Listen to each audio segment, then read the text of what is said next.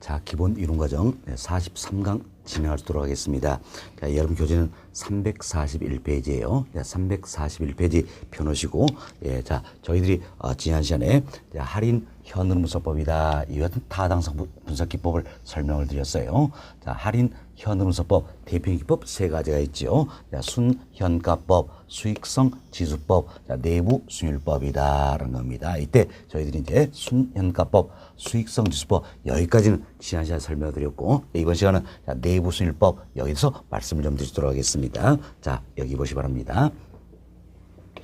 자, 내부 수익률법이다라는 건데, 이때 자, 내부 수익률, 자, 이걸 영어 첫 글자 따서 흔히 우리가 IRR 이렇게 얘기합니다. 그래서 이제 내부 수익률법은 IRR 법이다 이렇게도 표현되겠지요. 이때 먼저 이제 우리가 내부 수익률 구할 수 있어야 되겠습니다. 그럼 자, 내부 수익률, 즉 IRR, 자, 이를 구할 수 있어야 되는데, 자, 내부 수익률은 뭘 의미할 것인가? 자, 보세요. 자, 내부 수익률법 역시 할인 현금문서법 일종이 되겠지요. 따서 자, 현금, 자, 유입의 현가와 자, 현금, 자, 유출 현가를 비교한다라는 겁니다. 자, 여기 보세요. 자, 현금 유입도 어때? 현재 가치로 바꿔줬죠. 현금 유출도 현재 가치로 바꿔준다 해서 현재 가치 기준이에요. 자, 현재 가치 기준으로 현금 유입의 현가죠. 현금 유출의 현가가 있다. 이때 현금 유입의 현가와 현금 유출의 현가를 같도록 만들어주는 할인율이 있다라는 이야기예요. 이때 할인율 가르쳐서 우리가 자, 내부 수익률 IRR 이렇게 표현하는 겁니다. 선생님이 이분도 마찬가지예요. 공식을 따로 외우실 필요는 없다라는 이야기예요. 우리가 이 생각을 잘했습니다. 자, 할인 현금문서법 세 가지 모든 어때? 현금 유입 현가, 현금 유출 현가를 고려해서 타당성 있다 없다 판단 분석 기법이라는 이야기에서 순서만 잘 맞추자는 이야기예요. 자, 현재 가치 기준으로 나에게 들어온 거 나간 것이다. 그래서 현금 유입 현가, 현금 유출 현가 지금 순서만 잘 맞추시고, 자, 이걸 빼주면 뭐가 되는 겁니까? 순현가가 되는 거지요. 나눠주면 뭡니까? 수익성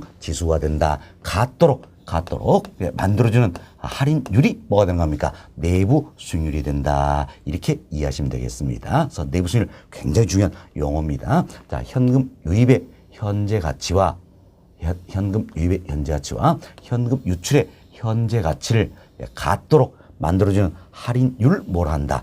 내부 수익률이란다. 그래서 용어 정의 잘 하셔야 됩니다. 자, 그럼 여기 보세요. 이제 이처럼 현금 유입의 현재 가치와 현금 유출의 현재 가치가 같다라면, 자, 둘이 같다라면 빼주면 얼마 됩니까? 0이 되겠지요. 0이 된다. 자, 빼준 것이 뭡니까? 순현가가 되겠지요. 그리고 순현가 NPV를 0으로 만들어주는 할인율이 바로 뭐가 되는 겁니까? 내부 수익률이 된다. 알 수 있겠지요. 다음 여기 보세요. 현금 유입 현가와 현금 유출 현가가 같다라는 이야기예요. 같다면 나눠주면 얼마가 되겠습니까? 1이 되겠죠. 나눠준 값이 바로 뭡니까? 수익성 지수다라는 겁니다. PI가 1이다 할 수 있겠죠. 좀 투자의 순현가를 0으로 만들어주는 할인율이 바로 내부 수익률이 되는 것이고, 수익성 지수를 1로 만들어주는 할인율이 뭡니까? 내부 수익률이 된다. 이렇게 해서 용어 정리 잘 하셔야 됩니다. 굉장히 출제비 높은 부분이에요. 자, 다시 보세요. 현금 유입의 현재 가치와 현금 유출의 현재 가치를 같도록 만들어준 할인율이 뭡니까? 내부 수익률이다. 따라서 투자의 순현가를 0으로 만들어주는 할인율이 내부 수익률이 되겠고, 수익성 지수를 1로 만들어주는 할인율이 뭡니까? 내부 수익률이 된다. 이렇게 생각하시면 되겠습니다. 자, 다음은 자, 내부 수익률법에서는 이제 할인율로 뭘 사용할 것인가? 자, 할인율로 뭘 사용합니까? 바로 내부 수익률 사용한다. 알 수 있겠죠? 자, 할인율로 내부 수익률 사용한다는 겁니다. 할인율로 내부 수익률 사용하기 때문에 자, 여기까지는 자, 요구 수익률 알 필요 있어요, 없어요? 없다라는 이야기예요. 없다. 자, 사실 저희들이 지난 시간에 말씀드렸던 자, 순현가법에서 순현가를 구하기 위해서 수익성 지수법에서 수익성 지수를 구하기 위해서는 할인율로 뭘 사용했습니까? 요구 수익률을 사용했죠. 그래서 반드시 요구 수익률이 결정이 돼야지 순현가나 수익성 지수를 구할 수가 있다는 이야기예요. 이때 요구 수익률이 결정되지 아니하면 순현가나 수익성 지수를 구할 수 있어요, 없어요? 없다라는 이야기예요. 없다. 그렇지만 여기 보세요.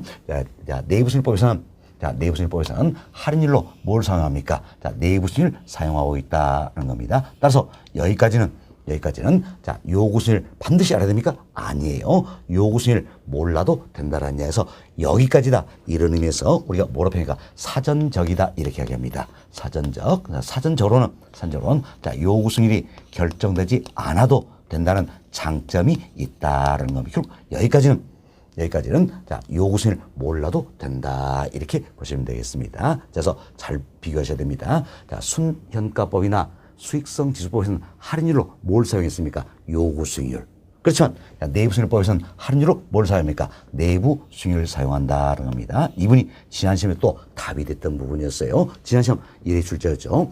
자, 순현가법과 자, 내부 수익률법 모두 할인율로 요구 수익률 사용한다. OX, X 잘못된 거죠. 자, 순현가법 여기서는 할인율로 뭡니까? 요구 수익률. 그렇지만 내부 수익률법에서는 할인율로 뭡니까? 내부 수익률 사용한다. 이렇게 보시면 되겠습니다. 자, 다음 이제 자, 내부 수익률 구했습니다. 그럼 내부 수익률 구하고 결국은 무엇과 비교할 것인가?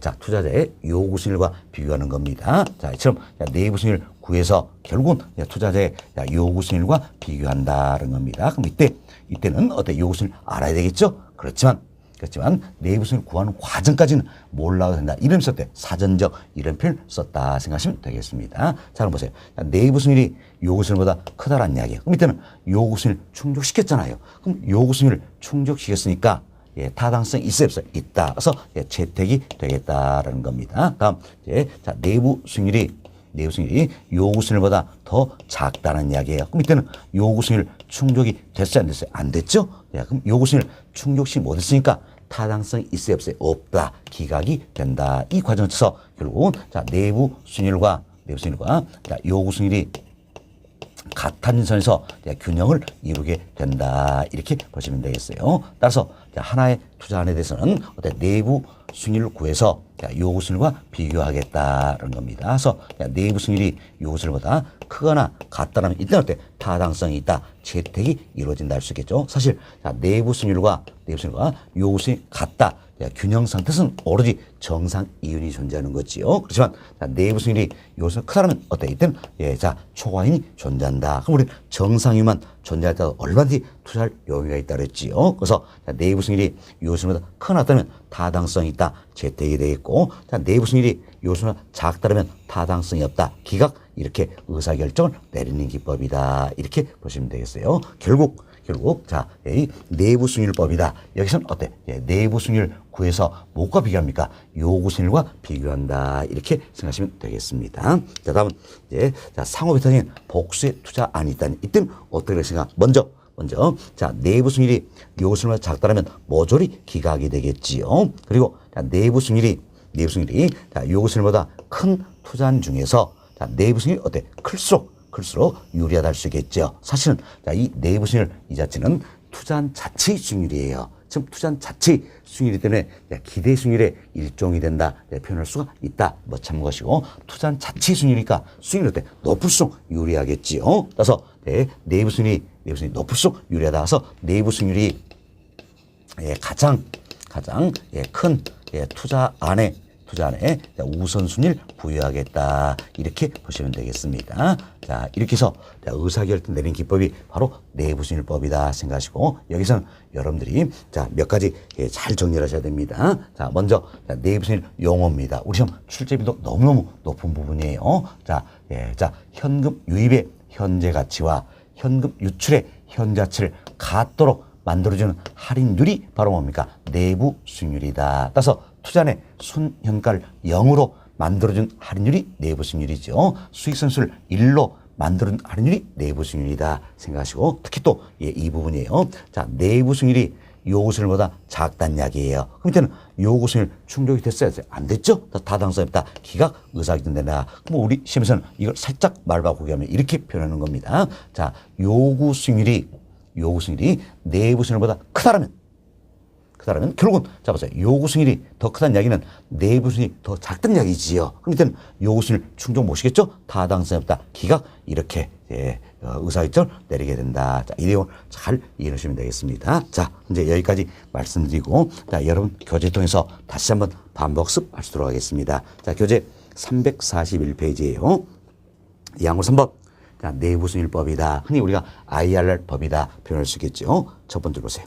자, 내부순위법은 내부순위를 투자자의 요구순위과 비교한다. 참, 내부순위를 투자자의 뭐가 비교합니까? 요구순위과 비교한다. 그래서 투자 의사결정하는 방법이 될 수 있겠지요. 편과 1번.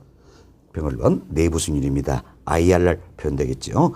투자에 대한 현금 유입의 현자체 합과, 자, 현금 유입의 현자체 합. 이걸 우리가 줄여서 현금 유입의 현가다. 이렇게 표현했다는 겁니다. 자, 그래서 현금 유입 현가와 현금 유출의 현재 가치를 같도록 만들어주는 할인율이 바로 뭡니까? 내부 수익률이다라는 거죠. 따라서 투자 사업의 순환가를 0으로 만들어준 할인율이 내부 수익률이 되겠고, 수익성수를 1로 만들어준 할인율이 내부 수익률이다. 이렇게 이해하시면 되겠습니다. 다음 편과 2번 보세요. 자, 할인율은 뭘 사용합니까? 자, 내부 수익률 사용한다는 겁니다. 따라서 여기까지는 요구 수익률 몰라도 된다 그랬죠? 예, 자, 뒤집 보세요. 사전적으로는, 자, 우리가 사전적 표현을 했습니다. 자, 사전적으로는, 자, 요구 수익률이 결정되지 않아도 된다는 어때? 장점이 있다라는 겁니다. 평소만 의사결정입니다. 동그라미 1번 보세요. 보시면, 자, 하나의 투자에서는, 자, 내부 수익률이 요구 수익률보다 크거나 같다라면 이때는 어때? 타당성이 있다. 재택이 되는 거지요. 반면, 자, 내부 수익률이 요구 수익률보다 작다는 이야기에 이때는 타당성이 없다. 기각이다. 이렇게 보시면 되겠습니다. 다음 동그라미 2번. 자, 상호 배타적인 복수에 투자가 있다는 이야기. 이때는 어때? 내부 수익률이 가장 큰 투자에 우선순위를 부여한다. 이렇게 보시면 되겠습니다. 자, 이렇게 해서 저희들이 이제 할인 현금 분석법이다. 타당성 분석기법 세 가지를 다 말씀을 드렸어요. 뭐 있었습니까? 순현가법, 수익성 지수법, 내부 수익률법이 있다는 겁니다. 이 세 가지를 다시 한번 비교할 수 있도록 하겠습니다. 자, 순현가법에서는 자, 순현가를 구해서 타당성이 있다 없다 판단하는 방법이지요. 반면 여보세요. 수익성 지수법에서는 수익성 지수를 구해서 타당성이 있다 없다 판단하는 겁니다. 자, 내부수익률법에서는 내부수익률을 구해서 어때? 예, 타당성이 있다 없다 판단하는 방법인데, 자, 순현가는 뭐가 비교합니까? 0과 비교한다. 수익성 지수는 뭐가 비교합니까? 1과 비교한다. 자, 내부수익률은 뭐가 비교합니까? 요구수익률과 비교한다. 이렇게 생각하시면 되겠습니다. 다음은 우리 공식이에요. 자, 계산 공식인데, 자, 항상 예, 현금 유입, 현가, 현금 유출가 순서를 맞추자 그랬지요. 그래서 현가 기로 나에게 들어온 돈, 나간 돈이다. 순서 맞춰서 빼주면 뭐가 되는가? 예, 순현가가 되겠죠. 나눠주면 뭐합니까? 수익성 지수다. 같도록 만들어낸 할인율은 어때? 내부 수익률이다. 이렇게 보시면 되겠습니다. 다음은 자, 순현가법과 수익성 지수법에서는 할인율로 뭘 사용합니까? 요구 수익률. 그렇지만 내부 수익률법에서는 할인율로 어때? 내부 수익률 사용한다는 겁니다. 다음은 의사결정이에요. 자, 순현가법에서는 순현가를 구해서 뭐가 비교합니까? 0과 비교한다는 겁니다. 그래서 순현가가 0보다 크거나 같다면 타당성이 있다. 재택. 0보다 작으면 타당성이 있다. 기각. 의사결정 내리겠지요. 다음 수익성 지수법에서는 수익성 지수를 구해서 뭐가 비교합니까? 1과 비교한다는 이야기예요. 그래서 수익성 지수가 1보다 크거나 같다면 타당성이다. 재택. 1보다 작다면 타당성이 있다. 기각. 의사결정을 내린다는 겁니다. 다음 내부수익률법은 내부수익률 어때? 요구수익률과 비교한다 그랬지요. 그래서 내부수익률이 요구수익률보다 크거나 같다면 타당성이 있다. 재택. 자, 내부수익률이 요구수익률보다 작다면 타당성이 없다. 기각. 이렇게 의사결정을 내리게 된다는 겁니다. 그래서 우리가 이제 세 가지 분석기법 한 번 더 설명을 드렸습니다. 다음은 우리가 또 이렇게 비교를 한번 해봅시다. 자, 여기 보세요. 이제 저희들이 지금까지 이런 설명을 드렸어요.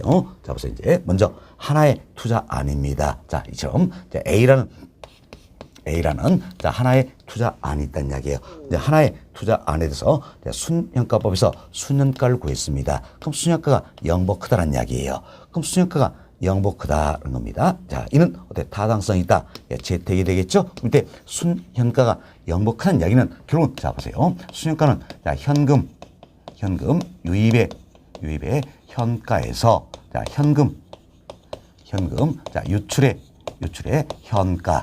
자, 이를 빼준 값이 순현가잖아요. 그럼 순현가 0보 크다는 이야기는 현재가치 기준으로 당연히 유입이 더 많다는 뜻이잖아요. 그럼 유입이 더 많다는 이야기. 자, 현재가치로 유입이 더 많다면 당연히 나눠준 값은 어때? 1보다 커지게 된다. 나눈 값이 뭡니까? 수익성 지수가 되겠지요. 그래서 순현가가 0보다 크다는 얘기는 당연히 수익성 지수는 1보다 크다는 의미가 되겠지요. 다음 보세요. 우리가 이런 얘기죠. 순현가가 0보다 크다는 이야기예요.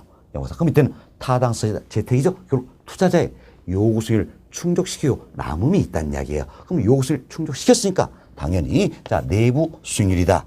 내부 수익률 이는 어떻습니까? 자 요구 수익률보다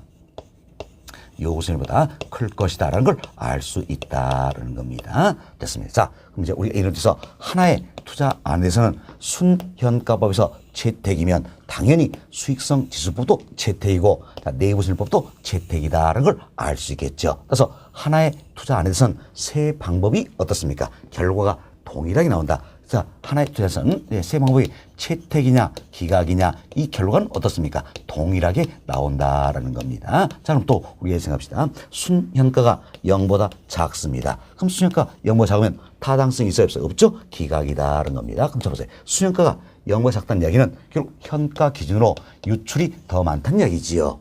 그럼 타당성부터 기각이 되겠죠. 그럼 자 유출이 더 많다면 당연히 나누는 값은 1보다 작겠다 할 수 있겠죠. 그래서 수익성수 PI는 1보다 작다라는 이야기예요. 자 그리고 보세요. 순현가가 0보다 작아서 타당성이 없다는 이야기는 결국 투자자의 요구수를 충족시켰어 못 시켰어요? 못 시켰다라는 겁니다. 따라서 요구수를 충족시키지 못했으니까 내부 수익률은 어떻습니까? 요구수익률보다 작다는 걸 알 수 있다. 이렇게 보시면 되겠습니다. 그래서 이처럼 자 하나의 투자 안에서는 순현가법에서 기각이면 당연히 수익성 지수법도 기각이 되겠지요. 자 내부 수익률법도 기각이 된다. 그래서 하나의 투자 안에서는 세 방법이 채택이냐 기각이냐 결과는 어때? 동일하게 나온 것이다. 이렇게 생각하시면 되겠습니다. 자 다음은 이제 순현가를 계산해 봤습니다. 자 순현가를 계산해 보니까 순현가가 0이더란 이야기예요. 자 보세요. 순현가 NPV가 0이더란 이야기예요. 그럼 순현가가 0이다. 이때는 뭡니까? 균형 상태가 되겠지요.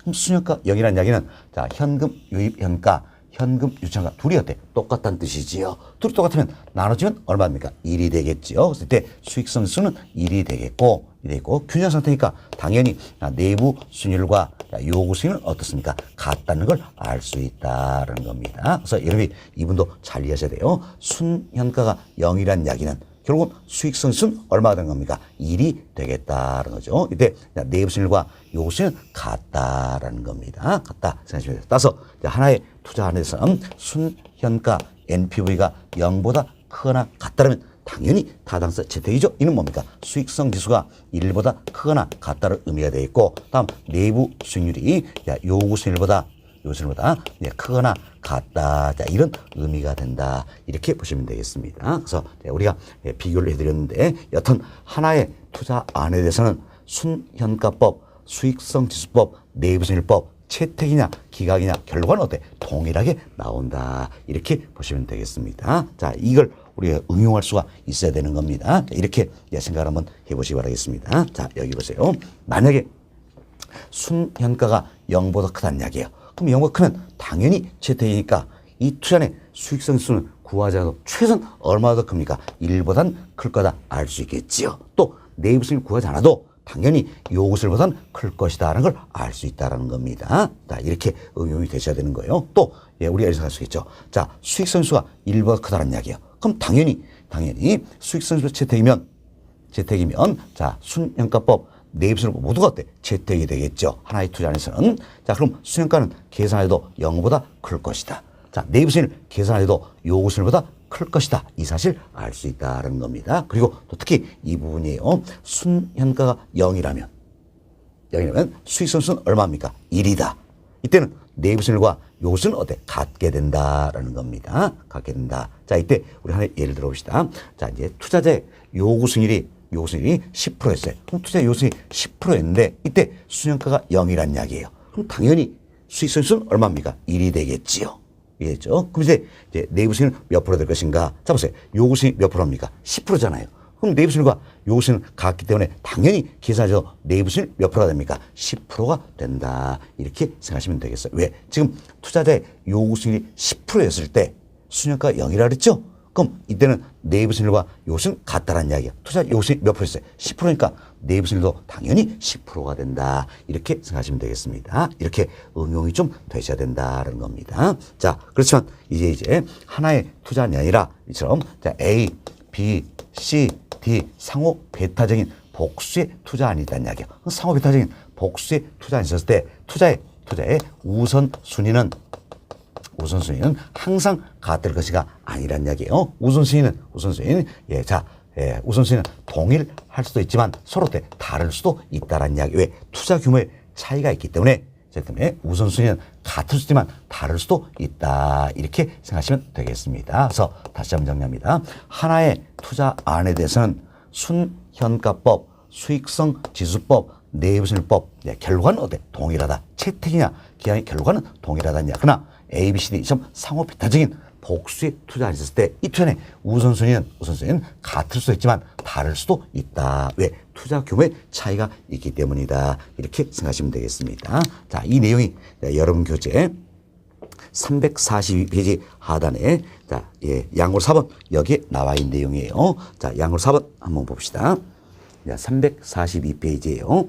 자, 하나의 독립된 투자의 경우에는 참 A다. 참 하나의 독립된 투자의 경우에는 순현가법, 수익성지수법, 내부순위법에 의한 결과는 어떻습니까? 동일하다. 채택이냐 기한이냐 이것은 결과는 어때? 동일하다라는 겁니다. 순현가법에서 채택이면 당연히 수익성지수법도 채택, 내부순위법도 채택이다라는 겁니다. 그러나 상호 배타적인 복수의 투자의 경우는 A, B, C, D 여러 투자가 있다는 이야기예요. 투자의 우선순위가 동일할 수도 있지만 다를 수도 있다는 겁니다. 따라서 상호 배타적인 복수의 투자의 경우에는 순현가법으로 타당성이 있는 사업이 내부순위법은 타당성이 없을 수도 있다는 이야기. 왜? 투자의 우선순위가 다를 수가 있기 때문이다라는 겁니다. 동일 1번 이제 비교합시다. 순현가가 0보다 크면 당연히 수익성의 수는 어떻습니까? 1보다 크다. 자, 내부순위는 요것보다 크다라는 이야기지요. 그래서 얘는 타당성이다. 채택이죠. 동일 2번 순현가가 0보다 작습니다. 그럼 당연히 수익성의 수는 1보다 작겠죠. 자, 내부순위는 요것보다 작다라는 이야기요. 타당성보다 기각이죠. 동일 3번 순현가가 0이면 수익성의 수는 어때? 1이 되겠지요. 그리고 내부순위과 요것은 같다. 이때가 균형 상태다. 이렇게 보시면 되겠습니다. 자, 이걸 이해하시고 자, 우측 페이지 보세요. 343페이지 보시면 하단에 연습문제가 있죠. 자, 이 내용을 이해하시고 우리가 이 연습문제를 보면 훨씬 쉽게 풀릴 수가 있을 것이다라는 겁니다. 자, 이제 저희 지난 시간에 순현가를 한번 계산해봤죠. 패턴은 동일합니다. 자, 다음 같은 현금으로 갖는 투자는 A의 순현가와 내부순위는 결국 뭘 구하라는 이야기야. 순현가 그리고 어때? 내부순위를 이걸 구하라 그 이야기죠. 자, 순현가, 내부순위를 두 가지를 구하라 그 이야기예요. 그래서 자, 주어진 봅시다. 할인율은 연 20%다. 자, 할인율이 연 20%다. 이렇게 주어져 있죠. 자, 사업 기간은 1년이며 자, 사업 기간은 1년이다라는 겁니다. 다음 사업 초기에는 현금 지출만 발생하고 사업 말기에는 현금 유입만 발생한다. 어때? 패턴이 우리 지난 시간에 순위학과 있어요. 똑같잖아요. 똑같죠. 그래서 투자한 A가 있는데 A인데 자, 초기에 자, 현금 지출이 있다라는 겁니다. 자, 그리고 말기에 자, 현금 유입이 있다라는 이야기죠. 그럼 자, 보세요. 자, 초기에 현금 지출이다. 이게 결국 뭡니까? 현금 유출이라고 그랬죠. 우리 이 시점을 기준으로 하니까 자, 이 초기에 현금 지출 이 자체는 결국 뭐가 된다고 했습니까? 자, 현금 유출에 자, 현가가 된다라는 겁니다. 현금 유출가다. 그럼 우리는 말기에 현금 유입 딱 한 차례 되니까 현금 유입에 뭘 구해야 됩니까? 현가를 구해야 된다. 그래서 여기에 칸 하나 만들자 그랬죠. 만들어서 어떻게 변했어요? 자, 현금 유입의 현가다. 이렇게 판단하시고 이걸 빼주면 바로 뭡니까? 순현가를 구할 수 있다. 그래서 우리가 순현가를 구해야 되면 여기 또 칸 하나 만들면 되겠다라는 겁니다. 조금 숙달이 되면 이 칸을 안 만들어도 된다는 이야기예요. 자, 그럼 우리 이제 자, 주인 조건을 봅시다. 자, 초기에 현금출 얼마입니까? 현금출 이게 5,000원이지요. 5,000원이다. 다음 말기에 현금이 얼마입니까? 6,000원이라는 이야기예요. 6,000원. 그럼 자, 그러면서 이제 자, 말기의 현금이 딱 1,000원이니까 이는 뭡니까? 일시불이다. 일시불에 뭘 구해야 됩니까? 현재 가치를 구해야 되겠다. 자, 그럼 우리 연습했습니다. 자, 일시불에 자, 현재 가치는 어떻게 구합니까? 자, 일시불의 현재 가치. 자, 프린트 밸류는 일시불 퓨처 밸류를 자, 1 플러스 R의 n승으로 할인한 값이다라는 거죠. 이때 기간은 몇 년짜리입니까? 1년짜리니까 1승 의미가 없다 그랬어요. 자, 할인율 몇 프로입니까? 20%가 되겠죠. 자, 20% 주어져 있죠? 20%다 따서 이제 1 플러스 0.2가 1.2가 되겠죠? 무조건 1.2로만 나눠주면 된다. 이 생각하시면 되겠습니다. 1.2로 나눈다. 자, 보세요. 이제. 자, 일시불 얼마입니까? 6,000이죠? 자, 6,000을 1.2로 나눕시다. 자, 계산해보세요. 6,000 나누기 1.2 하시면 얼마입니까? 5,000이 되겠지요. 자, 이처럼 제가 계산기 누릴 때는 여러분들 때 같이 계산기를 누리셔야 되는 겁니다. 그래야지 계산기가 또 손에 익숙해지고 계산 문제도 때 스스로 또 풀게 된다는 겁니다. 자, 그럼 보세요. 현금 유입현가는 얼마입니까? 5,000원이다. 알 수 있겠죠. 그럼 자, 현금 유입현가 5,000을 구했습니다. 여기서 유출현가 이걸 빼주면 수현가는 얼마 됩니까? 0이 된다. 이 사실을 알 수 있겠네요. 그렇죠? 그래서 이제 숙달이 되면 현금 유입현가 이거 적을 필요 없이 바로 이제 우리가 자 6,000 이걸 일시불이니까 현자치로 바꿔주자. 그럼 자 할인율 20%니까 무조건 얼마로만 나누게 돼 있어요? 1.2로만 나누는다. 왜? 기간은 1년짜리니까 1.2로만 나눠준다서 6,000 나누기 1.2 하시면 어때? 바로 계산기에 5,000 나오죠. 5,000. 그럼 자 5,000 있으니까 이제는 적을 필요 없이 바로 현금 유입의 현가 5,000이니까 유출현가 5,000 빼주면 수현가를 구할 수 있다. 수현가 얼마입니까? 0. 이렇게 구할 수가 있다는 이야기예요. 우리가 수현가 0이라는 걸 알았습니다. 그럼 수현가가 0이라는 걸 알았으면 내부 수익은 어때? 계산할 필요도 없다는 이야기예요. 왜 그렇습니까? 자, 우리가 이 원리를 잘 활용했죠. 수현가가 0이면 당연히 수익성 순 얼마입니까? 1이 되겠죠. 사실 여기 보세요. 자, 현금 유입의 현가 5,000 유출현가 5,000이에요. 빼주면 수익까지만 나눠주면 어때? 수익성 지수가 되겠죠? 둘이 똑같으니까 나눈 것은 얼마입니까? 1이 되겠죠. 1. 그래서 순현가가 0이면 수익성 지수는 1이고 이때는 내부 순일과 요구 순일 같아진다 그랬어요. 그래서 처음 순현가가 0일 때는 자, 내부 순일과 요구 순일이 같다라는 겁니다. 그럼 자, 우리 주어진 문제를 봅시다. 자, 할인율 연 20%가 나와 있죠. 이게 결국 뭡니까? 순현가를 구하기 위한 할인율이죠. 우리가 순현가를 구하기 위한 할인율로 뭘 사있습니까? 요구 순일이다. 그래서 주어진 조건이라면 결국 연 20% 자체가 뭐가 되는 겁니까? 요구 순일이 되는 거예요. 그럼 자, 요구 순일이 20%면 당연히 내부순일과 요구순일 같다는 이야기죠. 왜? 수현가가 0이기 때문에. 그럼 내부순일 계산할 필요 없이 몇 프로입니까? 20%다라는 사실을 알 수 있다. 이렇게 응용이 되시면 되는 겁니다. 그럼 자, 다 찾았네. 수현가는 0이고 내부순일 20%다라는 겁니다. 따라서 답은 몇 번입니까? 1번이네요. 1번 보시면 수현가 0이죠? 내부순일 몇 프로입니까? 20%다. 이렇게 보시면 되겠어요. 그래서 0, 20%다. 사실 수현가는 금액이니까 0원이 되겠죠? 됐습니다. 답은 1번이다. 이렇게 연습하시면 되겠습니다. 자, 이렇게 해서 우리 교재 연습 문제까지 다 풀어드렸습니다. 다 풀어드렸고 이제 344페이지를 보세요. 344페이지는 세 번째부터 비할인 현으로 문서법이다 소유인데 이분은 저희들이 심화 과정에서 다뤄진다 이야기 드렸습니다. 그리고 346페이지에 네 번째부터 어림셈법 이분도 심화 과정에서 다뤄드리도록 하겠습니다. 여러분 이제 349페이지 넘어갑니다. 349페이지는 5번째부터 비율 분석법이다 나와 있죠. 비율 분석법. 이분도 너무너무 중요한 분이기 때문에 기본 이론 과정뿐만이 아니라 심화 이론 과정에서 계속 반복적으로 학습을 해야 될 내용이다. 이렇게 생각하시면 되겠습니다. 자, 그럼 여기 보세요. 여기서 이제 자 비율 분석법이다 소개되고 있는데 자, 이 비율 분석법은 뭘 얘기합니까? 이제 항목과 항목을 연결시켜서 비율로 분석해서 타당성이 있다 없다 판단한 의사 결정 기법이다. 이렇게 생각하시면 되겠습니다. 자, 그럼 비율 분석도 여러 가지가 있어요. 우리 교재도 6가지 지금 소개를 해드렸어요. 물론 이외에도 또 여러 가지 있어요. 그렇지만 우리 교재에 대표로 6가지 넣어드렸습니다. 먼저 대부 비율, 다음 부채 비율, 부채 감당률, 채무 불이행률, 총자산 회전율, 여경비 비율이다. 6가지 있는데 이 6가지 중에서 특히 중요한 게 뭡니까? 대부 비율, 부채 비율, 부채 감당률이다. 그래서 본과 같은 이 3가지를 여러분께 설명을 좀 드리고자 한다라는 겁니다. 됐습니다. 자, 그럼 이제 하나씩 말씀을 드립니다. 먼저 대부 비율이라는 게 있어요. 자,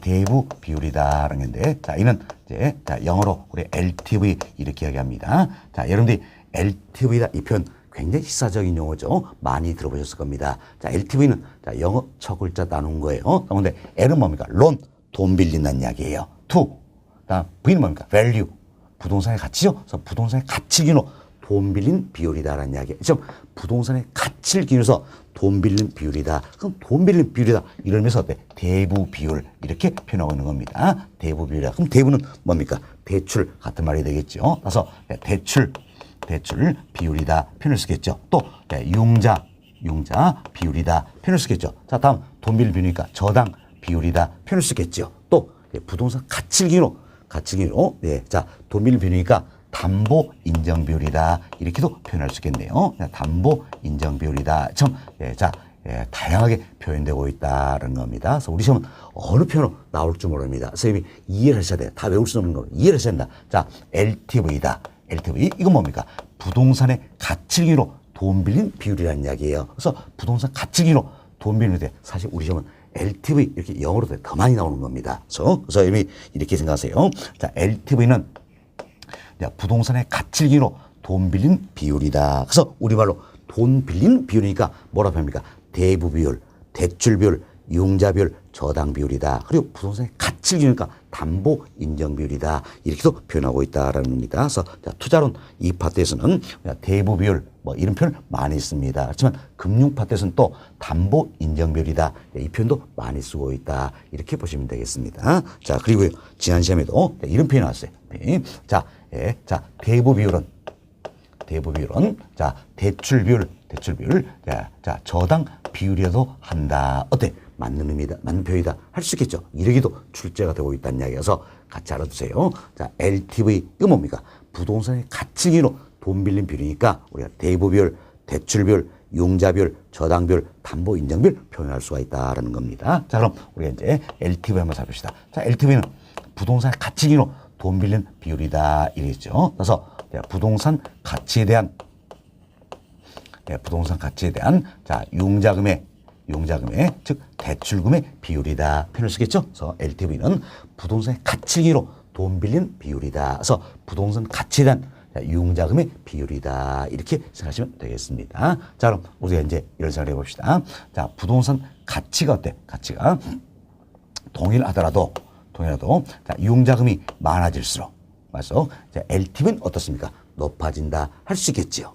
높아진다. 자, 그럼 우리가 이렇게 보자는 이야기예요. LTV가 높아질수록 부동산 가치는 동일하도 융자금은 어때? 많아진다 할 수 있겠죠. 자, 그럼 예를 한번 봅시다. 부동산 가치가 100이에요. 이때 융자금이 50이라면 자, LTV는 몇 프로 되겠습니까? 100% 50이니까 당연히 50%다 할 수 있겠죠. 다음 부동산은 100으로 동일합니다. 그렇지만 융자금이 80이라는 이야기예요. 그럼 LTV는 몇 프로입니까? 80%가 되겠죠. 다음 부동산은 100으로 동일합니다. 융자금이 90이에요. 그럼 이때 100 중에 90이니까 어때? 90% 되겠죠? LTV는 90%가 되겠다라는 겁니다. 자, 이처럼 LTV가 50%, 80%, 90% 높아질수록 부동산의 가치는 동일하도 그만큼 어때? 융자금, 대출금이 많아진다. 결국 대출 더 많이 받을 수 있다 이야기죠. 따라서 우리가 이런 생각하면 되겠네요. LTV가 높아질수록 그만큼 내가 대출 많이 받게 된다는 이야기예요. 그럼 대출 많이 받기니까 당연히 부동산의 수요는 어때? 증가한다 할 수 있겠죠. 수요는 증가한다는 겁니다. 다음 LTV 높아지면 높아질수록 그만큼 대출 많이 받는다. 남의 돈 많이 쓴다는 이야기예요. 그럼 남의 돈 많이 쓰기 때문에 말씀드리면 어때? 채무 불이행 가능성은 그만큼 어떻습니까? 커진다 할 수 있겠죠. 이때 채무 불이행 가능성 이게 결국 뭡니까? 금융적 위험이다 할 수 있겠죠. 그래서 금융적 위험은 그만큼 커진다라는 이야기예요. 그렇지만 남의 돈 쓰면서록 여기 따라서 얻게 되는 지렛대 효과도 어때? 커지게 된다는 겁니다. 지렛대 즉 레버리지 효과도 크게 나타난다는 겁니다. 다음 LTV 높아질수록 남의 돈 많이 쓰니까 당연히 어떻습니까? 부채 비율도 예, 부채 비율도 높아진다. 이렇게 보시면 되겠습니다. 자, 처음 LTV가 높아질수록, 자, 쉽게 생각하세요. LTV가 높아질수록 예, 부동산 가치는 동일하지만 예, 그만큼 대출 많이 받겠다는 이야기예요. 남의 돈 많이 쓰니까 부동산의 수요도 증가하게 되겠고 채무 불량화성, 즉 금융적 위험도 커진다는 이야기예요. 그렇지만 그에 따라 얻게 되는 지렛대 효과도 커지게 되겠고 부채비율도 높아지게 된다. 이렇게 생각하시면 되겠습니다. 자, 다음은 또 여기 보세요. 여기는 이제 자, LTV가 자, 50%예요. LTV 50%는 이야기는 부동산 가치를 100으로 보면 융자금이 얼마입니까? 50이죠. 그럼 100 중에 50은 내 돈이요? 남의 돈이요? 남의 돈이지요. 남의 돈. 따라서 타인 자본, 타인 자본이 할 수 있겠죠. 그럼 우리가 예를 들어서 타인 자본 비율을 구할 수가 있다는 이야기예요. 자, 보세요. LTV 50%면 자, 부동산 가치를 100으로 보면 융자금이 50이다. 100 중 50은 남의 돈이지요. 그럼 타인자본 비율이 몇 프로입니까? 50%임을 알 수 있다는 겁니다. 그럼 잡으세요. 타인자본 비율이 50%면 자기 자본 비율은 몇 프로가 될까요? 당연히 50%다 할 수 있겠죠. 왜? 자기자본 비율, 타인자본 비율 합하면 어때? 1이 되겠지요. 그래서 타인자본 비율이 50%면 자기자본 비율은 50%다라는 겁니다. 다음 여기 보세요. LTV가 80%예요. 그럼 LTV가 80%는 이야기는 부동산 가치를 100으로 보면 융자금이 얼마입니까? 80. 그럼 100 중에 80이 어때? 남의 돈이에요. 100 중에 80이 남의 돈이니까 타인자본 비율은 얼마 됩니까? 80%가 되겠지요. 그럼 결국 자기자본 비율은 20%가 되겠다라는 겁니다. 다음 LTV 90%예요. 90%면 부동산 가치를 100으로 보면 자, 융자금 90이죠? 남의 돈이 얼마입니까? 100 중에 90이에요. 그럼 타인자본 비율이 90%가 되겠죠. 그럼 자기자본 비율은 10%가 되겠다는 겁니다. 자, 이를 통해서 우리가 이제 이 사실 생각하시면 되겠어요. 자, LTV가 50%라면 결국은 타인자본 비율이 몇 프로입니까? 50%. LTV 80%면 타인자본 비율 80%. LTV 90%라면 타인자본 비율 90%가 된다는 이야기예요. 결국 LTV는 뭘 이야기합니까? 타인자본 비율을 의미한다라는 이야기예요. 타인자본 비율을 의미한다. 이렇게 보시면 되겠습니다. 다음 우리가 타인자본 비율을 자기자본 비율로 나눠준다는 이야기예요. 이렇게 나눠주면 뭘 구할 수 있냐? 바로 부채 비율을 구할 수가 있다는 겁니다. 부채 비율은 자기 자본에 대한 타인 자본의 비율이다. 결국 타인 자본을 자기 자본으로 나눠준 게 바로 뭡니까? 부채 비율이다. 이렇게 생각하시면 되겠습니다. 흔히 이때 이제 우리가 자기 자본은 뭐가 됩니까? 지분이다 할 수 있겠죠. 지분. 그리고 자기 자본은 어때? 지분. 직거라는 이야기. 지분. 그리고 타인 자본은 뭡니까? 부채다 할 수 있겠죠. 또한 부동산 투자에서 타인 자본을 조달하는 가장 대표적인 방법이 뭡니까? 저당이다. 그 이야기죠. 부동산을 담보로 해서 자금을 융통할 우리가 저당이다. 이렇게 표현하는 겁니다. 그래서 부채는 저당이다. 보시면 돼 있어요. 따라서 부채 비율은 어때? 지분에 대한 부채의 비율이다. 할 수 있겠죠. 그리고 부채를 지분으로 어때? 나눈 값이다. 이렇게 보시면 되겠어요. 사실 지난 시험에 또 이 부분도 답이 됐던 부분이에요. 답이 됐는데 자, 이렇게 표현을 했습니다. 부채 비율이란 자, 부채에 대한 지분의 비율을 말한다. 이렇게 나왔다는 이야기예요. 잘못된 문장이죠. 사실 우리가 이런 게 출제가 되기 때문에 그동안 부지런히 연습해왔어요. 항상 분모, 분자형 했을 때 읽는 방법 두 가지로 연습하자 그랬죠. 그래서 어떻게 연습했어요? 우리 부채를 지분으로 나눈 값이다. 이렇게 연습했죠. 또는 뭡니까? 또는 자, 무엇에 대한 무엇이다. 이렇게 해서 연습했어요. 이때는 항상 뭘부터 읽는다는 이야기? 분모부터 읽는다 그랬어요. 분모. 그리고 어때? 분자 이렇게 읽는다 그랬습니다. 그래서 무엇에 대한 무엇이다. 이는 어때? 분모 분자의 관계인데 이때만큼은 뭘 먼저 읽는다? 분모. 그래서 지분에 대한 부채의 비율이다. 표현을 쓰겠죠. 그래서 지난 시험은 이걸 어때?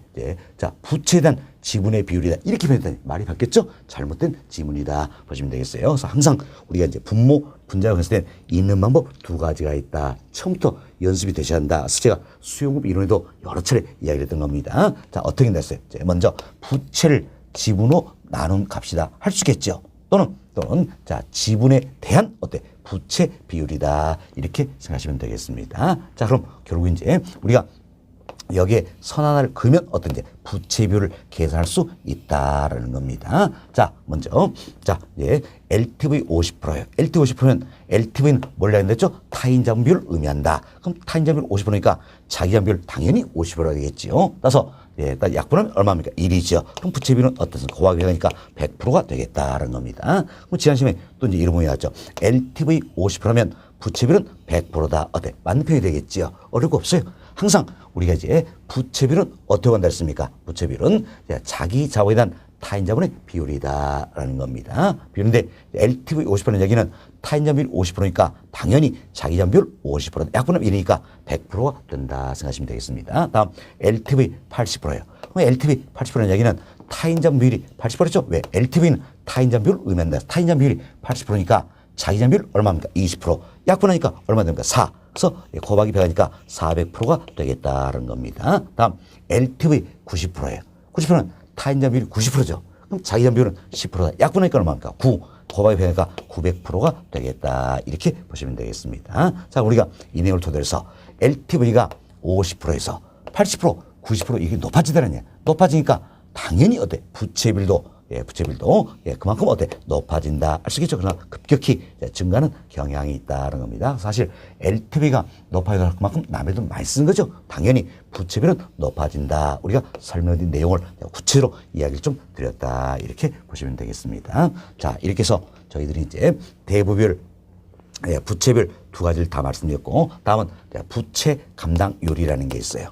자, 부채 감당률이라는 게 있다는 겁니다. 이제 부채 감당률은 말 그대로 보세요. 우리가 이건 DCR 이렇게 표현되는 건데, 자, 부채 감당률은 부채를 감당할 능력이 있느냐 이걸 측정하는 지표다라는 겁니다. 우리 플로 차트 했겠지요. 자, 플로 차트, 자, 우리 첫 글자서 어떻게 했습니까? 가, 공, 기, 자, 유, 영, 순, 부, 세, 자, 영, 세 이렇게 표현해 드렸죠. 그래서 가능 총소득에서 공실 불량세 빼주고 기타 속 더하면 자, 유효 총소득이 된다는 거예요. 자, 여기서 빼주면 순 영업소득이 되겠죠. 부채세 빼주면 세전 현금흐름 또는 세전 현금수죠. 영업소득 빼주면 세후 현금흐름, 세후 현금수가 산정이 된다는 겁니다. 밑에 여보세요. 부채 감당률에서는 부채를 감당할 능력이 있느냐 이걸 측정한다는 이야기. 그럼 자, 이 프로차트에서 부채는 뭐가 될까요? 바로 부채 서비스액이 할 수 있겠지요. 이걸 감당할 능력이냐 뭐가 비교하겠다? 순영업소득과 비교하겠다는 이야기. 그래서 이 프로차트에서 여기에 선 하나 딱 그어놓으면 이 값이 바로 뭡니까? 부채 감당률이 된다. 그래서 우리가 플로차트를 활용할 수 있다는 이야기예요. 자, 가공기, 유형순, 부세형세 이렇게 해서 기억을 해주신다면 어때? 이때 부채 감당률선 자, 이해하세요. 부채 감당률선 부채를 감당할 능력이 있느냐 이걸 측정한 지표다. 부채는 뭘 답니까? 부채 서비스 이걸 감당할 수 있냐 뭘로? 순영업소득에서 하나 딱 그어놓으면 이 값이 바로 뭡니까? 부채 감당률이 된다. 이렇게 보시면 되겠습니다. 그래서 부채 감당률은 어떻게 표현됩니까? 바로 부채 서비스액에 대한 순 영업소득이다라고 표현할 수 있겠죠. 그리고 자, 읽는 방법 두 가지에 따라 있어요. 자, 부채 감당률이란 순영업소득을 부채 서비스로 나눈 값이다. 표현을 쓰겠죠. 다음 부채 감당률이란 부채 서비스에 대한 순영업소득의 비다. 이렇게 표현할 수 있겠죠. 부채 서비스에 대한 순영업소득이다. 이렇게 표현할 수 있다. 그래서 있는 방법 두 가지로 연습을 좀 해보시기 바라겠습니다. 자, 그럼 우리가 간단한 사례 한번 들어봅시다. 사례였는데 자, 보세요. 자, 순영업소득이 이래서 2억입니다. 2억이고 부채 서비스액이 1억이라면 자, 부채 감당률은 얼마가 나옵니까? 자, 2가 되겠다는 걸 알 수 있겠지요. 알 수 있겠죠. 자, 순영업소득 2억이고 부채에서 1억이다 가정했습니다. 이때 부채 감당률은 2가 된다는 겁니다. 결국은 우리가 이럴 때서 부채 감당률이란 이런 의미가 있다는 이야기예요. 순영업소득이 부채 서비스액의 몇 배인가 이걸 나타내는 거라는 이야기예요. 자, 순영업소득 2억이지요. 부채 서비스액 1억의 몇 배입니까? 2억은 1억의 2배다. 그 이야기죠. 이 같은 의미가 있다 생각하시고 자, 처음 부채 감당률 구해서 무엇과 비교할 것인가? 1과 비교한다는 이야기예요. 그래서 이제 부채 감당률 자, DCR 이 자체가 1보다 크다는 이야기. 그럼 부채 감당률이 1보다 크다는 이야기는 당연히 순영업소득이 더 많다는 이야기죠. 이 사례가 되겠네요. 순영업소득이 많다. 그럼 내가 버린 소득으로 원금 상환 이자 지불을 할 수 있어요, 없어요? 있다는 이야기지요. 있다. 그래서 부채압력이 일박하는 이야기는 결국은 자 이제 원리금 지불 능력이 충분하다 판단할 수가 있다는 이야기예요. 자 그럼 지금 원리금 지불이 충분하다면 대출자 금융기관 입장에서는 돈 빌려주겠어요, 안 빌려주겠어요? 빌려준다는 이야기예요. 그럼 대출자가 즉 금융기관에 돈 빌려주고 그렇다면 이자 받겠죠? 따라서 금융기관 입장에서는 돈 빌려준 게 어때? 투자하는 거예요. 그럼 결국 이 자체가 타당성 분석의 하나의 기법이 된다 할 수 있겠죠. 다음 부채함당률 DCR이 1보다 작다는 이야기예요. 그럼 자 DCR이 즉 부채함당률이 1보다 작다는 이야기는 자 순영업소득보다 부채수가 더 크다는 이야기지요. 결국은 내가 버린 소득으로 원금 상환 이자 지불을 할 수 있어요, 없어요? 없다라는 이야기에서 원리금 지불력이 충분치 못하다 판단할 수가 있다라는 겁니다. 그래서 이분도 보시면 완전 단골 메뉴예요. 단골 메뉴 잘 이해하셔야 됩니다. 자, 부채 감당률 뭘 이야기한다? 부채를 감당할 능력이 있느냐 이걸 측정하는 지표라는 이야기. 이때 부채는 뭘 이야기합니까? 부채 서비스이다. 그럼 부채 서비스가 뭘로 감당할 수 있냐? 순영업소득 감당할 수 있느냐 이걸 측정하는 지표다 이렇게 생각하시고 기준은 1이라는 이야기예요. 그래서 1번 크면 감당할 능력이 있다. 원리금 지불이 충분하다는 거죠. 1번 작으면 감당할 능력이 없다. 자 원리금 지불이 충분치 못하다. 이렇게 표현되시면 되겠습니다. 그래서 대출자들은 DCR이 1번 크면 어떻습니까? 돈 빌려주겠죠. 투자하겠다. 1번 작으면 안 빌려준다. 투자하지 않겠다. 이렇게 의사결정을 내려볼 수 있다는 겁니다. 또 참고로 우리가 이런 생각을 해봅시다. 자 이것은 A라는 투자안에 대해서 부채 감당률 이걸 계산해 봤어요. 그럼 계산하니까 1.1이 나오더란 이야기예요. 그럼 부채 감당이 1.1이라는 이야기는 1번 크잖아요. 그럼 원리금 지불이 충분하다 판단할 수 있겠죠. 그래서 A은행은 그래서 이때 A는 대출해 주겠다. 돈 빌려주겠다. 의사결정을 내릴 수가 있다는. 그러나 B은행은 또 다른 생각할 수 있겠죠. 물론 1.1이니까 1번 커서 원리금 지불력은 충분하겠지만 그래도 불안하다는 이야기예요. 우리는 1.2가 넘어야 투자하겠다는 이야기예요. 돈 빌려주겠다는 이야기예요. 그럼 1.1 할지도 결국은 어때? 돈 안 빌릴 수도 있다라는 겁니다. 있다. 이처럼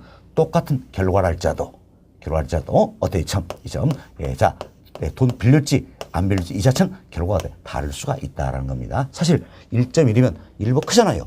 1번 크니까 원리금 지불이 충분하다 판단할 수 있다는 이야기예요. 그래서 어떤 행은 돈 빌려주겠다. 그렇지만 어떤 행은 1.1 이 자체는 불안하다는 이야기예요. 그래서 안 빌려줬다. 서로 다른 의사결정을 내려볼 수 있다라는 겁니다. 됐습니다. 자 이렇게 이해를 좀 해주시면 되겠어요. 자 그럼 여러분 교재 통해서 한 번 더 살펴드립니다. 교재 349페이지 보세요. 자 349페이지는 5번 챕터 비율 분석법이다 나와 있죠. 너무너무 중요한 부분이 때문에 저희들 기본 이론 갖춰서 다루고 있는 겁니다. 5번 챕터 비율 분석법 옆에다가 별표 몇 개일까요? 12개 넣었어요. 12개. 자, 물론 12개 어때? 대부분이 이 세 가지. 오늘 배운 거 세 가지예요. 자, 첫 번째로 봅시다. 비율 분석법에 투자된 분할 시 사용 지표에 따라 투자 결정이 어때? 달라질 수가 있더라. 자, 비율 분석 지표들이 여러 가지잖아요. 그중에 세 가지를 했던 겁니다. 자, 어느 지표를 사용하느냐에 따라서 투자 결정은 어때? 달라질 수가 있다라는 겁니다. 자, 또한 부동산 투자자는 투자 성향이나 투자 목적에 따라 타당성 분석 기법에서 도출된 값에 서로 다른 판단을 내릴 수가 있다. 자, 이건 우리가 이런 얘기를 했죠. 자, 부채 함당률 계산하니까 1.1이에요. 1.1이니까 당연히 1보다 크지만 어때? 빌려주겠다. 안 빌려주겠다. 이처럼 다른 판단을 내려볼 수도 있다. 이렇게 참고하시면 되겠습니다. 다음 양호를 1번 봅시다. 양호를 1번. 자, 대부 비율입니다. 대부 비율 LTV 되겠죠? 대부 비율 LTV다라는 거죠. 자, 첫 번째 보세요. 대부 비율이란 부동산 가치에 대한 융자금액의 비율이다. 자, 이처럼 부동산 가치에 대한 융자금의 비율이다 할 수 있겠죠. 그래서 다른 말로 대출 비율이다. 융자 비율이다. 저당 비율이다. 담보 인정 비율처럼 다양하게 불리우고 있다라고 보시면 되겠습니다. 그리고 박스를 보세요. 박스 보시면 공시 들어있죠. 자, 대부 비율은 즉 LTV 우리 어떻게 생각했습니까? 부동산 가치에 대한 융자금 즉 대출금의 비율이다. 이렇게 보시면 되겠습니다. 다음 동물 1번. 대부이 높을수록 자, 지금 LTV가 높을수록 당연히 그만큼 어때? 대출 많이 받는다 할 수 있겠죠. 그래서 부동산 수요는 증가한다라는 겁니다. 부동산 수요는 증가한다. 동물 2번. 대비율이 높을수록 지렛도가는 커지만, 자, 이처럼 대비율이 높을수록 남의 돈 많이 쓰니까, 예, 자, 지렛도가는 커지겠죠. 그렇지만 차입자의 채무 불이행 위험, 자, 채무 불이행 가능성이죠. 즉 금융적 위험도 어때? 커진다라는 겁니다. 또 4번, 예, 대비율이 높을수록 부채비율은 급격히 증가한다. 자, LTV 높으면서 부채비율은 어때? 증가한데 우리가 살펴봤죠? 급격히 증가한다. 이렇게 참고하시면 되겠습니다. 다음 양고로 2번입니다.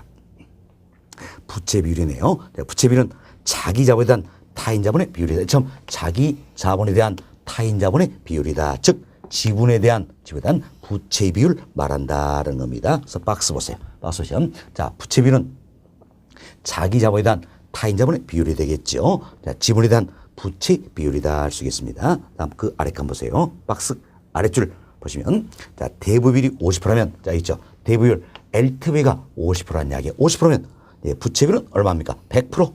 다음 대부비율 80%면 부채비율은 어떻습니까? 400%다. 이처럼 대부비율이 높아질수록 부채비율은 어때? 급격히 증가하는 경향이 있다. 이렇게 보시면 되겠어요. 그리고 그 아래 박스에 동그라미 1, 2, 3, 4번 이렇게 해서 대부비율 일동에서 부채비율 계산한 내용들을 넣어드렸어요. 바로 우리가 어때? 이제 했던 내용이죠. 바로 이제 이 부분들이 되겠습니다. 네, 근데 한 번 더 해봅시다. 자, 대부비율 LTV가 50%예요. 그럼 대부비율은 LTV는 뭐냐면 타인 자본 비율을 의미한다는 이야기. 그럼 LTV 50%는 이야기는 결국 타인 자본 비율이 얼마입니까? 50%. 그럼 자기 자본 비율도 50%가 되겠죠. 따라서 하나 딱 끊으면 부채비율은 얼마입니까? 100%가 되겠다는 겁니다. 다음 LTV 80%입니다. 그럼 타인 자본 비율 80%죠? 자기 자본 비율은 20%다. 따라서 부채비율은 400%가 되는 거죠. 다음 LTV 90%입니다. 그럼 타인 자본 비율이 90%죠. 자기 자본 비율은 10%. 따라서 부채비율은 900%가 되겠다. 이렇게 보시면 되겠습니다. 이거 내시고 다음 페이지 봅시다. 350페이지예요. 자, 양으로 3번. 부채 감당률이다. 소개인데 이는 DCR 우리가 이렇게 표현한다 그랬습니다. 자, 첫 번째로 보세요. 부채 감당률은 순 영업소득이 부채 서비스의 몇 배인 걸 나타낸 비율로, 자, 우리가 그래서 이런 사례를 들었죠. 자, 순 영업소득 2억이고 부채 서비스 1억이라 가져가자냐. 이때 부채 감당률은 얼마입니까? 2가 되겠죠. 따라서 부채 감당률은 자, 이제 순 영업소득이 부채 서비스의 몇 배인 걸 나타낸 비율이다. 이때 순영업소득 2억은 1억의 2배잖아요. 그죠? 그래서 순영업소득이 부채 서비스의 몇 배인가 이걸 나타낸 비율이 바로 뭡니까? 부채 감당률이다라는 거죠. 그래서 부채 서비스액을 부동산 퇴창조되는 순영업소득으로 어느 정도 충당할 수 있는지 측정하는 지표다 할 수 있겠죠. 그래서 공식은 어떻게 표현됩니까? 자, 부채 감당률은 부채 서비스에 대한 순영업소득이다 할 수 있겠죠. 또한 순영업소득을 부채 서비스로 나눈 값이다 표현할 수 있겠네요. 또 1번 순영업소득이 부채 서비스액을 감당할 수 있는 능력이 있는지를 측정하는 비율이다 할 수 있겠죠. 시험 순영업소득으로 부채 서비스액 감당할 수 있느냐 이걸 측정하는 지표다라는 겁니다. 그래서 채무사업 능력을 측정할 수 있다. 다음 동그라미 보세요. 부채 감당이 일부 크다는 이야기야. 그럼 부채 감당이 일부 크다는 이야기는 당연히 순영업소득이 더 많다는 뜻이죠. 그래서 순영업소득으로 채무의 원리금을 모두 상환하고도 잔액이 남는 것을 의미한다. 결국 원리금 지분이 충분하다 판단할 수 있다는 겁니다. 또 3번 부채 감당률이 1보다 작습니다. 1보다 작다는 얘기는 작다는 얘기는 순영업소득 부채 서비스액 어디가 크다는 이야기야. 부채 서비스 더 크다는 이야기죠. 그럼 결국은 벌어진 소득으로 원금 상환 이자집을 할 수 있어요 없어요? 없다라는 이야기예요. 그래서 순영업소득이 매기간의 원리금 상환을 감당에 부족한 것을 의미한다라는 겁니다. 결국 부채 감당률 기준이 얼마입니까? 1이에요. 일부 크면 감당할 능력이 있다. 일부 작으면 감당할 능력이 없다. 이렇게 생각하시면 되겠습니다. 다음 동그라미 4번이에요. 이처럼 부채 감당률이 크면 클수록 그만큼 감당할 능력이 커지겠지요. 따라서 채무 불이행 가능성 어때? 줄어든다. 이렇게 보시면 되겠어요. 그래서 동그라미 4번 부채 감당이 클수록 채무 불이행 가능성은 작아진다라는 겁니다. 자, 이분도 우리가 비교를 한번 해봅시다. 조금 전에 저희들이 LTV가 높아서 그만큼 남의 돈 많이 쓰는 거죠. 그럼 남의 돈 많이 쓰니까 채무 불이행 가능성은 어때? 커진다는 이야기예요. 그렇지만 부채 감당이 높아지면 높아질수록 부채를 감당할 능력이 커지죠. 그럼 채무 불이행 가능성은 커집니까? 작아집니까? 작아진다. 이렇게 비교하시면 되겠습니다. 됐습니다. 자, 이렇게 해서 세 가지 설명을 다 드렸고요. 나머지 채무 불이행률이다, 총자산 회전율이다, 역경 비율이다. 이들은 심화 과정에서 저희 또 설명을 좀 드리도록 하겠습니다. 자, 이렇게 해서 6절 투자의 타당성 분석이다. 이 부분도 제가 중요한 내용들은 아주 세부적으로 설명을 다 드렸어요. 좀 이해하시고 다음 이제 여러분 교재 352페이지입니다. 350회션 저희 투자론 1절부터 6절 구성이 되어 있죠. 설명 다 드렸어요. 다 드렸고 이제 350회션 OX 확인 문제다 소개되어 있죠. 그래서 저희들이 지금까지 배운 내용으로 풀 수 있는 문제만 제가 찍어드립니다.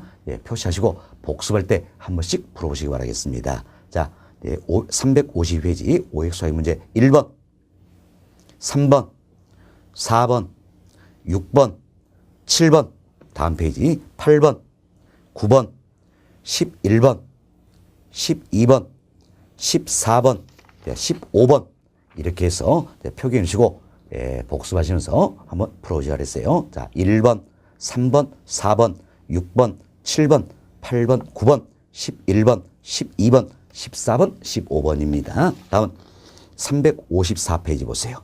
출제 예상 문제다 들어있죠? 출제 예상 문제는 제가 이제 10문제를 넣어드렸어요. 10문제 넣었는데 이 중에서 여러분들이 자, 이제 1번 문제 있습니다. 1번 풀어보시고요. 2번 풀어보세요.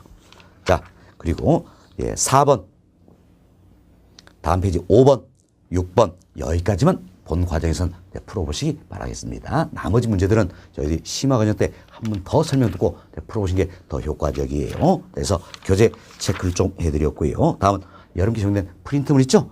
프린트물 일통해서 또 어때요? 여러분들이 수험 전략이라든지 학습 목표 이분 한번 읽어보시는 겁니다. 특히 이제 자 수험 전략 읽어보셔서 아 우리가 이런 부분 공부했구나, 시험은 이렇게 출제되는구나 한번 느끼시면 되겠고, 다음 학습 목표 이분 읽어보시면서 하나씩 우리가 연상을 해보자 그랬어요. 그래서 1번 딱 읽어보시고 아 이게 무슨 연상을 해보시는 얘기예요. 생각이 잘 안 나면 괜찮다 그랬습니다. 10초라도 20초도 연상하려고 노력하는 그 자세가 필요한 것이다. 그래야지 우리 학교는 이 과목에서 체계를 잡는데 훨씬 더 도움이 되는 부분이다. 이러겠죠? 그래서 활용을 해보시고, 다음은 3페이지부터는 괄호넣기 퀴즈 천선이다. 그래서 넣어드렸습니다. 자, 이 분도 여러분들이 풀어보시면서 꼭 풀어보시면서 반복 서신데 효과가 있으면 바람이에요. 그래서 괄호 퀴즈 천선이다. 괄호에 적당한 용어를 넣으면 되지만 잘 생각 안 나면 어떻게 하시라 그랬어요? 물론 교재 찾아서 하나하나 답을 찾아서 이해하시면 너무나 좋겠지만 시간이 많이 걸릴 수 있어야 이땐 제가 정답 넣었으니까 정답으로 옮겨 적으시라 그랬죠. 옮겨 적고 이 지문 읽어보는 게 공부다라는 겁니다. 이렇게 해서 우리가 반복을 거둬놔서 조금이라도 이해해보자 이런데 취지가 있다 이렇게 생각을 봅니다. 자, 이렇게 해서 저희들이 이제 6장 부동산 투자론이다. 이분은 다 이야기를 드렸습니다. 그리고 다음 시간부터는 저희 교재 7장 부동산 금융론에서 설명을 좀 드리도록 하겠습니다.